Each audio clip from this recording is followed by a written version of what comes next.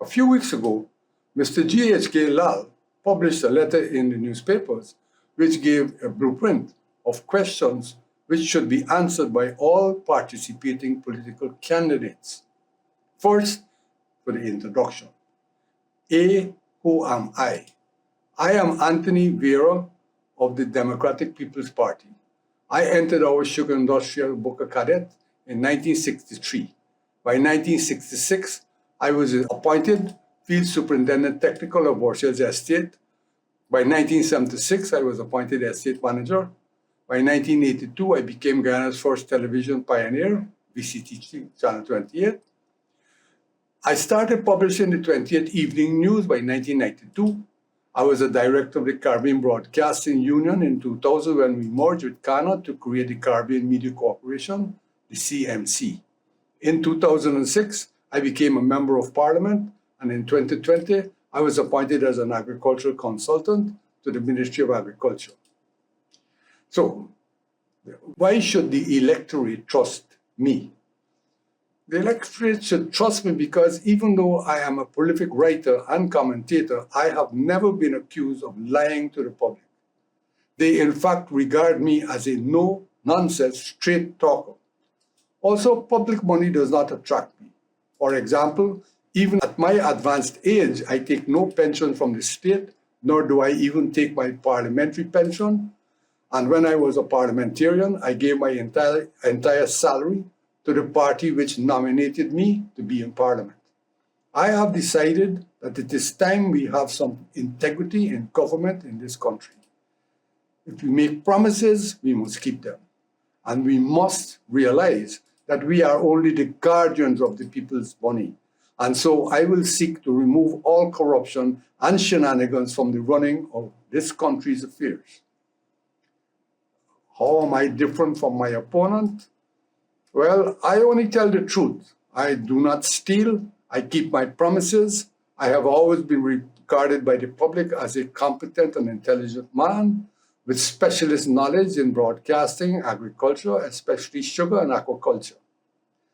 I'm also regarded as a man who will not be intimidated by anyone. And I will speak up about injustice fearlessly wherever I see it. I am the only person I know who will not be intimidated by an Exxon. And I only work with the brightest people, regardless of their ethnic or political considerations. Now, here are GHK's suggested 11 issues and subjects that seriously interest the Guyanese people. Number 1, what are my thoughts on poverty and its amelioration? Ladies and gentlemen, there is no question in my mind that the national pie has not been shared equitably. In Guyana, there are many groups which are disadvantaged. The situation of our indigenous peoples is desperate. According to all international studies I have seen, they have little or no autonomy, and in addition, there are some very glaring neglected Afro-Guyanese communities and indeed pockets of very low-earning Afro-Guyanese. It is my commitment to demand a more equitable allocation of our national resources to level playing field so that all can share in the current largesse occasioned by the windfall of the oil, since sadly, nearly 10 years after finding the oil, there has not been built even one project which can enrich the Guyanese in perpetuity, not even one. What are my thoughts on oil stewardship for maximum national benefit? Ladies and gentlemen, there is no way that poorly qualified local political hacks can manage such an industry. And it has sadly and predictably resulted in the poor performance we are seeing so far. We have not coped successfully with Exxon, resulting in our having the most criticized and indeed laughed at by the entire world as illiterate idiots who accept this ridiculous profit-sharing agreement we have with Exxon. A recent release from the Oil and Gas Governance Network, OGGN, informs us that between 2000 and 2024, the allegedly 50-50% partnership sharing agreement of our people signed with Exxon resulted in them earning a pre-tax profit of $29 billion between 20 and 2024, compared to Guyana receiving only $5.5 billion.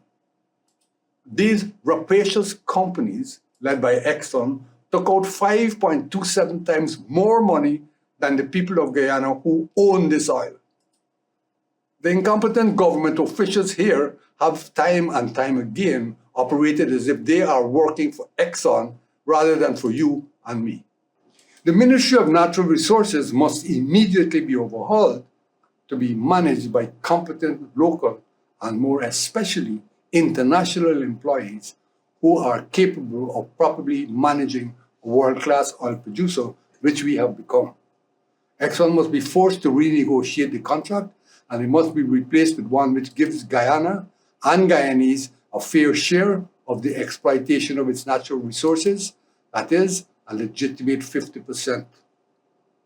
If Exxon refuses to recognize that the contract is unacceptable to over 94% of our population, according to a recent survey done by Mr. Christopher Ram, we must exercise our sovereign power as a nation to force them to be more reasonable. The oil money should be invested to produce industries for the nation which can survive and prosper in perpetuity, and not just handouts, promises, borrowing, and waste, which is what we see going on now. Building roads alone cannot possibly ensure Guyana's future.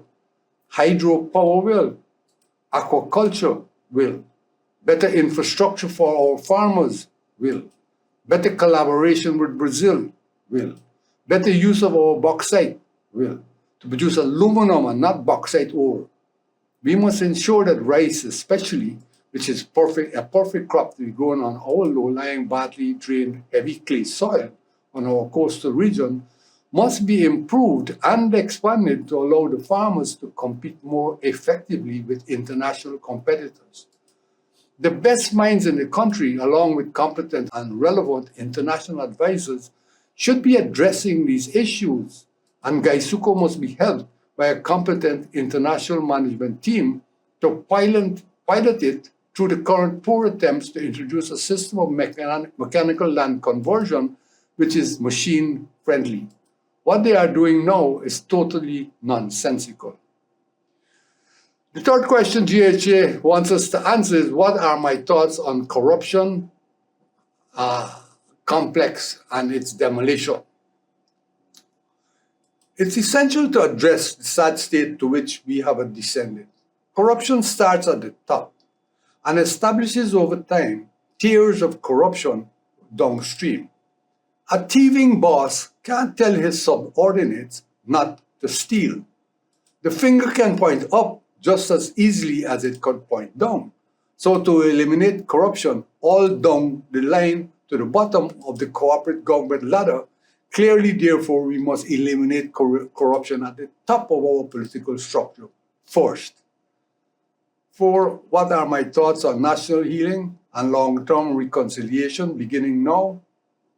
I recently asked the leader of the opposition to tell me how many of the national constitutional commissions he had been asked to supply representatives to.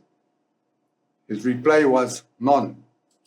Since there is no way that a democracy can operate in such a manner, it must be changed.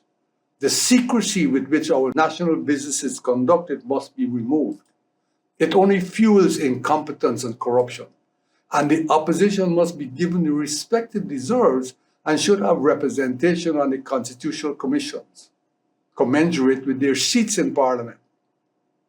This is not a small opposition. It is more than 49% of this country's population. We can never prosper with nearly half the population angry and disenchanted. In addition, it endangers the safety of the other half.